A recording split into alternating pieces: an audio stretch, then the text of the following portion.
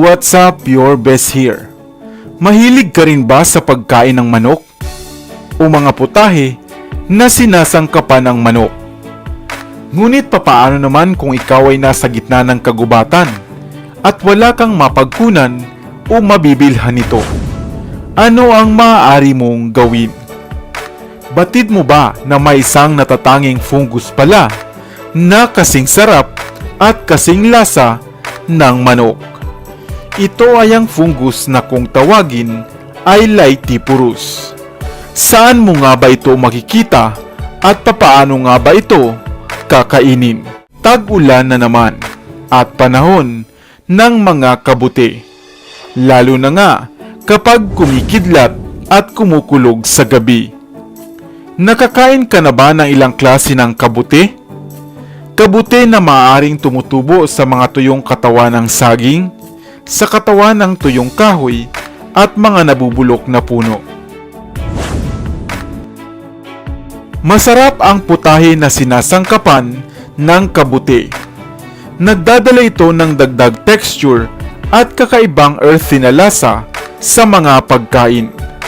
Subalit narinig mo na ba ang kabuting ito na kung tawagin ay Laetipurus? Isang uri ng kabuti na kasing lasa at kasing sarap daw ng manok. Maraming hayop ang pinaniniwalaang kalasa ng karne ng manok, katulad ng alamang ng palaka, ng ahas, at ng bayawak. Subalit kung ikaw naman ay isang vegetarian, ang kabuting ito ang maaari mong subukan. Kabuti na napaka-flexible lutuin, gaya ng manok. Maaari mo rin itong sabawan, iprito at ihawin. Ano nga ba ang kabuting ito? Ang Laetipurus ay isang nakakaing klase ng kabuti sa hanay ng mga fungus. Kilala rin ito sa ibang katawagan, kagaya ng sulfur shelf, chicken of the woods o chicken mushroom. Sapagkat ang lasa nito ay maaaring maihambing nga sa lasa ng manok. Subalit maraming klase ng kabuti ang maaaring kahawig ng kabuting ito. Kung kaya naman, mainam na huwag kayong basta-basta kumuha nito. Ang chicken mushroom ay isang animoy mga pile ng dahon na may kulay na naglalaro sa orange at dilaw at kadalasang tumutubo sa mga nabubulok na katawan ng oak tree at iba pang kahoy. Madalas silang makikitang tumutubo sa panahon ng tag-ulan o fall season. Sa bansang Germany at North America, isa nga ito sa kanilang ipinagmamalaking delicacy.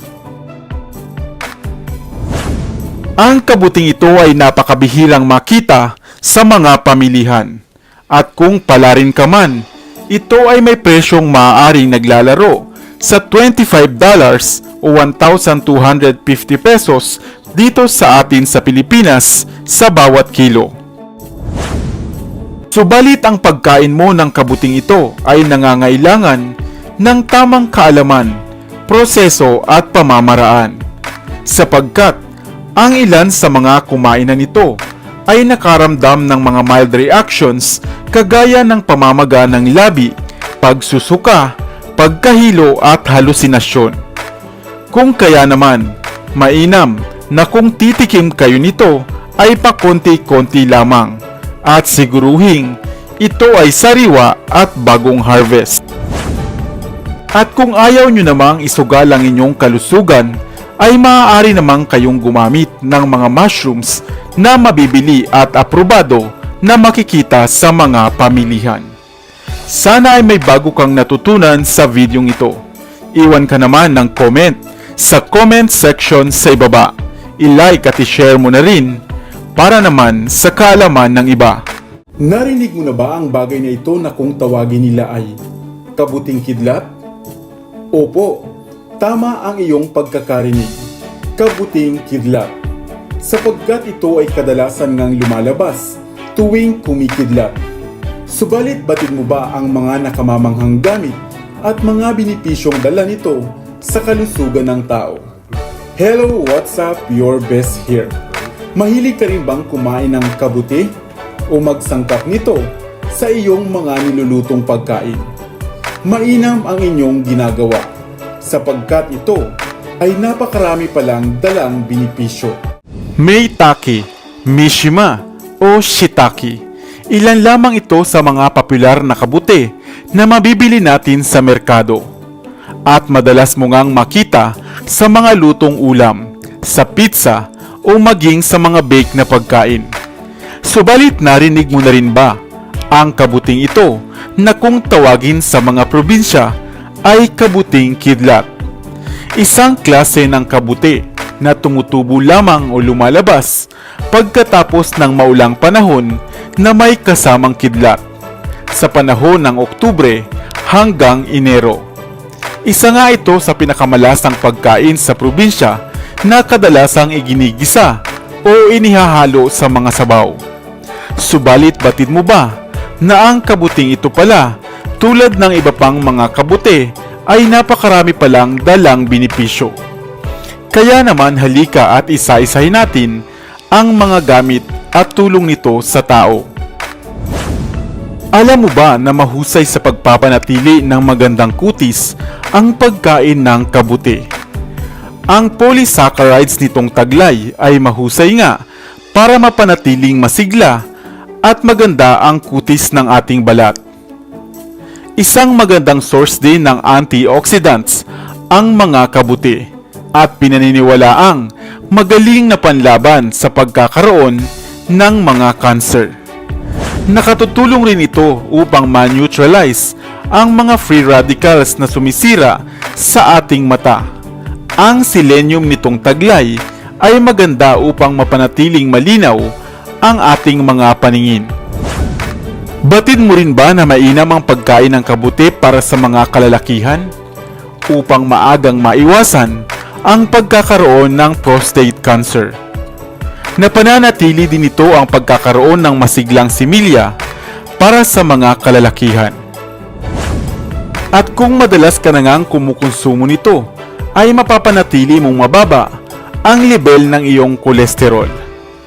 At maging sa ating utak ay mainam rin ang mga kabuti upang hindi kaagad humina ang ating mga memorya at mauwi nga sa Alzheimer's disease. At kung akala mo naman na sa supplements o sa sikat ng araw ka lamang mahusay na makakukuha ng vitamin D, gayon din sa kabuti na makatutulong nga upang mabilis na maabsorb ng ating mga katawan ang calcium para sa malakas at matibay na mga buto. Sa tulong ng selenium, vitamin D at vitamin 6 na meron sa kabuti, ay mapapanatili nga natin ang malusog na katawan o immune system. Subalit, gaano ba dapat kadalas tayo kumakain ng kabuti? Well, kahit araw-araw. Dahil mayaman ito sa mga nutrients na kailangan ng ating katawan at maaari ngang isama sa inyong pang-araw-araw na balanced diet. Hindi ba't napakasustansya ng mushroom o ng mga kabuti? Kaya mainam mong isangkap ito sa mga paborito mong lutong putahe. Ikaw ba, nakakita ka na rin ba ng kabuting kidlat? Sana ay may bago kang natutunan sa videong ito.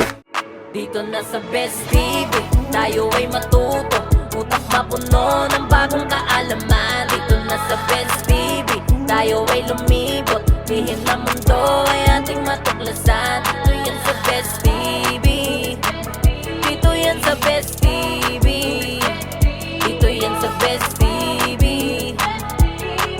sapagkat ang mga laki may alam. Dito yan sa Best TV. Tara bes, sabay-sabay tayo na matuto, pagkat dito sa mundo lamang ang siyang marunong. Ating utak salina ng panibagong dunong, mga bagay na sa buhay ay makakatulong.